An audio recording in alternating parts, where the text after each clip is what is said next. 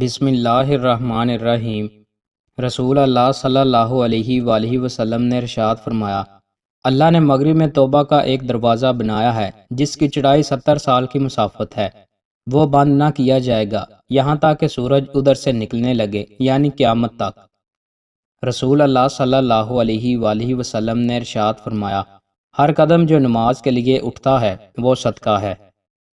رسول اللہ صلی اللہ علیہ وآلہ وسلم نے ارشاد فرمایا، اے عبداللہ بن قیس، کیا میں تمہیں ایک کلمہ نہ بتا دوں جو جنت کے خزانوں میں سے ہے؟ میں نے عرض کیا ضرور، ارشاد فرمایا لا حول ولا قوت الا باللہ۔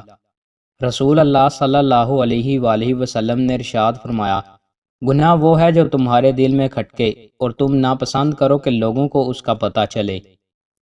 رسول اللہ صلی اللہ علیہ وآلہ وسلم نے ارشاد فرمایا، رات سونے سے پہلے آیت الکرسی پڑھنے والے کے لیے اللہ ایک محافظ فرشتہ مقرر فرما دیتے ہیں اور رات بھر کوئی بری بلا اسے تکلیف نہیں پہنچا سکتی۔ رسول اللہ صلی اللہ علیہ وآلہ وسلم نے ارشاد فرمایا، اللہ تعالیٰ اعمال میں صرف اسی عمل کو قبول فرماتے ہیں جو خالص اللہ تعالیٰ ہی کے لیے ہو اور جس میں صرف اللہ تعالیٰ ہی کی خوشنودی حاصل کرنا ہو۔ رسول اللہ صلی اللہ علیہ وآلہ وسلم نے ارشاد فرمایا، جو کوئی علم حاصل کرنے کے لیے کسی راہ پر چلتا ہے تو اللہ تعالیٰ اس کی وجہ سے اس کے لیے جنت کا راستہ آسان فرما دیتا ہے۔ ایک بہت ہی آسان طریقہ جس سے اللہ تعالیٰ آپ کی حاجتوں اور ضرورتوں کو پورا کر دے گا۔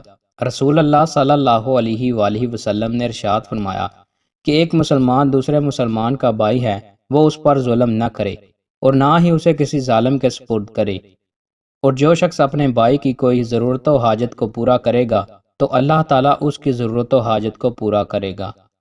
دوستوں، مزید اچھی ویڈیوز کے لیے ہمارے چینل کو سبسکرائب لازمی کریں۔ بہت شکریہ۔